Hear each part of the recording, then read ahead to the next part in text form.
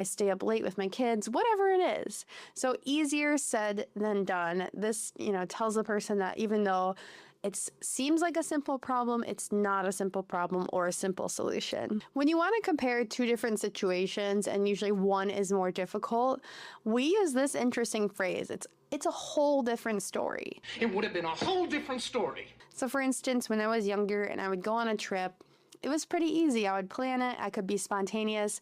Now that I have kids, going on a trip is a whole different story. It's way more difficult. I have to think about things like strollers and car seats and make sure I have everybody's things. It's a lot more difficult.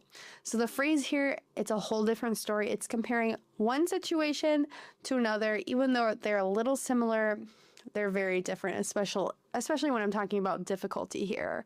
So that's how we use this phrase. It's a whole different story. We're on the right track. You're on the right track by studying English. This is a really positive, really encouraging phrase. We're on the right track. Sure is. We're on the right track. Again, it means we're making progress, we're moving in the right direction, and things are going well. Maybe you have a goal and you're kind of tracking data on that goal. You're trying to lose weight, and even though you're only losing a little bit of weight on the scale at a time, you could say, I'm on the right track. I'm moving in the right direction. So it's a very optimistic, very positive phrase here. Some phrases that will come up in your everyday life are ways to agree or show that you understand. And of course, you can always just say, I agree or I understand, but let's widen your vocabulary so that you can sound more advanced when you're speaking and feel like you can truly express yourself. Let's see if you're already using this first phrase. The first phrase is, that's a good point. That's a good point. Oh, that's a good point. That's a good point. So you're complimenting someone and you're agreeing with the idea that they just said. So native speakers use this phrase without even thinking about it. Let me give you an example. Maybe your friend says, we should leave a little early because of traffic. And you say, that's a good point.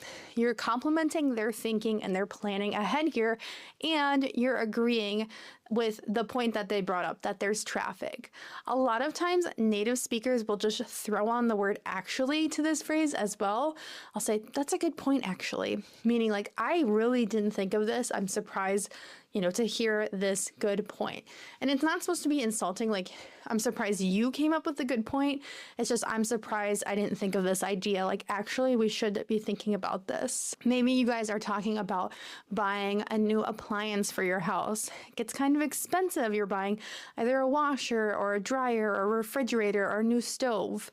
And you want to buy the cheaper one, but maybe your husband or your roommate or whoever says, we should probably spend a little bit more money so it doesn't break right away. And you'll say, that's a good point. This next phrase, it can be used when you totally agree with something,